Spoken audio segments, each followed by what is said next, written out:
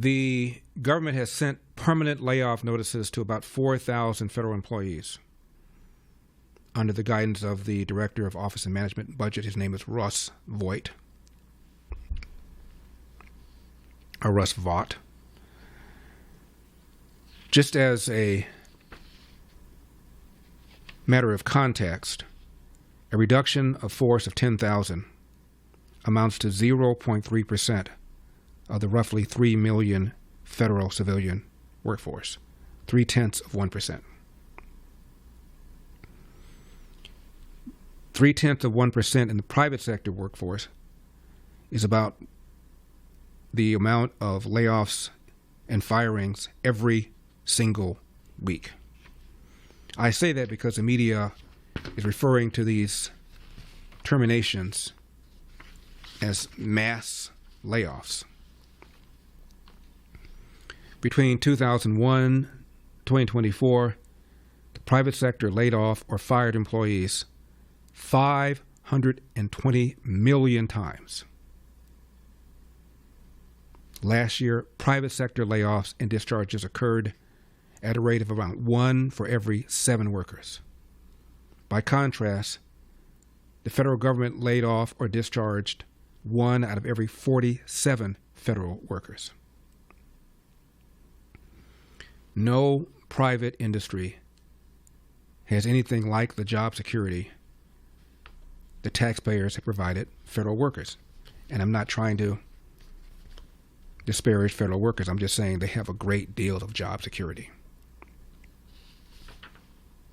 According to the Daily Signal, workers in manufacturing 5 times more likely to lose their jobs last year than federal workers. Workers in construction 10 times more likely to lose their jobs.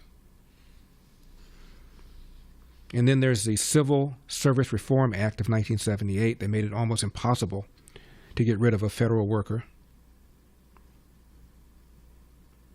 unless there's cause or unless it's established that getting rid of the worker would enhance agency efficiency.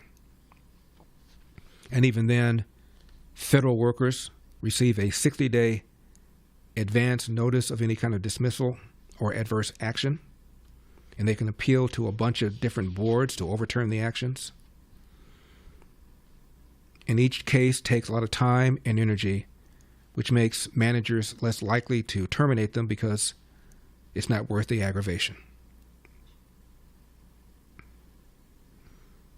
Out of 2.2 million federal employees who began the year 2023 in various agencies, the Office of Personnel and Management reported that only 12,804 were terminated, only 51 laid off.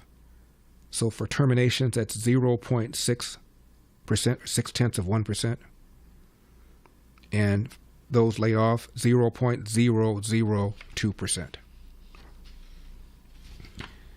Now, the median salary of federal employees is about $100,000,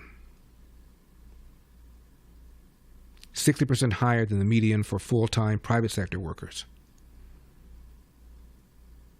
And this doesn't even take into consideration benefits. The average civil servant working for the federal government works 11.8 years. That's 4 times longer than the average job tenure for private sector employees. For full shows, live and on demand, it's Salem News Channel.